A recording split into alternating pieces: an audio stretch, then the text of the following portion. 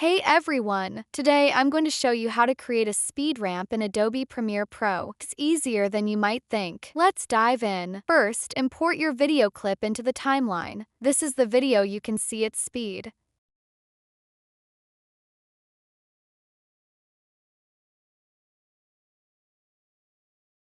First, expand your timeline for better precision.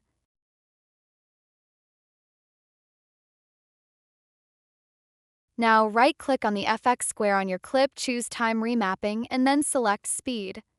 You'll see a line appear on your clip that represents the speed of the video. Find the point where you want the speed ramp to start or stop. Select Pen tool to add a keyframe. From starting point and from end point. Click and drag the line up to increase the speed, for example, above 700%, or down to decrease it. And that's it. If you found this helpful, make sure to like and subscribe.